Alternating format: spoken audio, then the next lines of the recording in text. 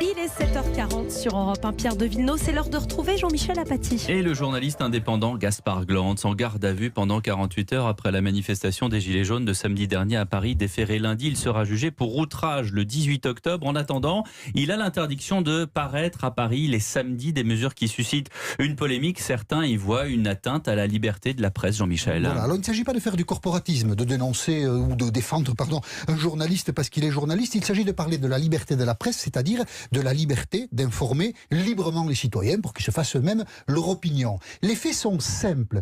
Gaspard Glantz était sur la place de la République à Paris. Samedi après-midi, il couvre la manifestation des Gilets jaunes. Il a une caméra à la main, un casque sur la tête et dans la masse humaine, on comprend que c'est un journaliste. À tort ou à raison, il estime, à tort ou à raison, qu'il a été visé par un policier qui a lancé sur lui une grenade. Il s'énerve et il fait un doigt d'honneur à la rangée de CRS qu'il y a devant lui. Les policiers s'en saisissent et il l'amène au commissariat.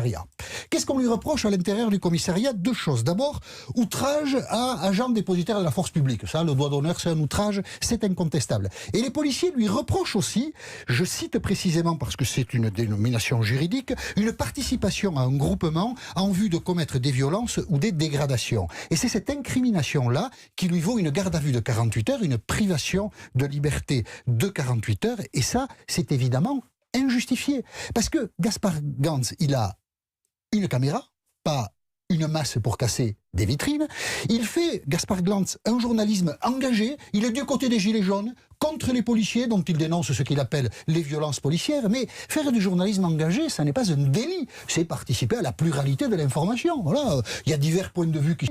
à sanctionner un journaliste parce qu'il fait un travail qui leur déplaît. Et la garde à vue pour la participation à un groupement en vue de commettre de violences, ça ressemble dans cette histoire davantage à une volonté d'intimidation, voire à une volonté de vengeance des policiers pour le travail que fait ce journaliste qu'ils connaissent depuis de nombreuses années. La garde à vue est totalement injustifiée. La preuve, c'est que Gaspard Glantz, vous l'avez dit, a été déféré... Glantz, c'est ça ? Gaspard Glantz. Glantz, oui, Ouais. a été déféré devant un juge qui n'a pas du tout retenu la participation à un groupement en vue de commettre des violences, mais seulement l'outrage à agent. Donc la garde à vue était injustifiée. Il faut dénoncer les violences dont sont victimes les policiers. Nous l'avons fait ici hier. Violences verbales, violences physiques, évidemment. Mais il faut dénoncer aussi les policiers qui ne respectent pas l'état de droit, qui détournent les règles de droit pour des usages personnels. Le ministre de l'Intérieur, Christophe Castaner, serait bien avisé de reconnaître que dans cette histoire, c'est la liberté de la presse qui a été malmenée, c'est-à-dire la liberté d'informer librement. But de Jean-Michel Apathy tous les matins sur Europe 1.